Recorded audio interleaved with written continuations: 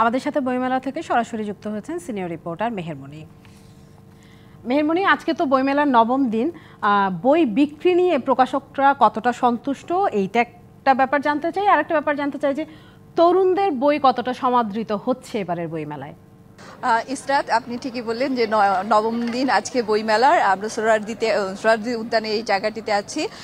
আপনার মাধ্যমে দর্শক এবং পাঠক যারা, তাদেরকে বলতে চাই যে আপনি যদি একজন বিশ্বস্ত বন্ধু খুঁজতে চান, পেতে চান, তাহলে বইকে বেছে নিন। কেননা মার্কিন সাহিত্যিক ও সাংবাদিক বলে আর্নেস্ট মিলার হেমিংওয়ে, তার মতে যে একজন বিশ্বস্ত বন্ধু যদি খুঁজে পেতে চান তাহলে একটি বই কিনুন।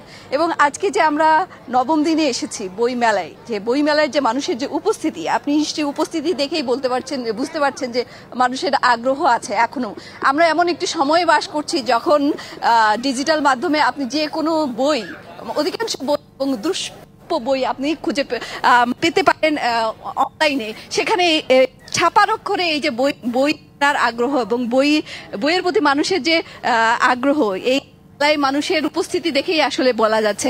এখানে একজন বই কিনেছেন, আমি তার কাছে জানতে চাবো যে আপনি আসলে এখন তো সবকিছু অনলাইনেই পাওয়া যায়, আপনি পিডিএফ এ পড়তে পারেন, তারপরেও বই কিনতে আসেন কেন? আপনার ছাপার অক্ষরে বইয়ের প্রতি কেন মানুষের এখনো আগ্রহ, মানে আগ্রহের জায়গাটা অনেক বেশি দেখছি? এটা ছোটবেলার অভ্যাস। আমরা তো ছোটবেলায় পিডিএফ ছিল না, তো যেখানে অভ্যস্ত হয়ে গেছি ওটা থেকে বেরোতে পারিনি। এটাই আমার কারণ।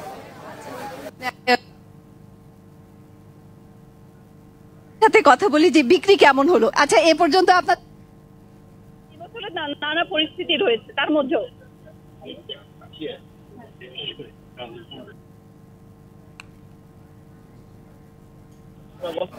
গত বছরের তুলনা আমরা দেখছি। এখন তো একজন বিক্রেতা আমাদের জানাচ্ছিলেন যে মেলায় বেচে বিক্রি এখন ভালো। আজকে নবম দিন পর্যন্ত মেলায় 600-650 বেশি নতুন বই প্রকাশিত হয়েছে এবং আজকে পর্যন্ত। ধন্যবাদ মেহেরমণি।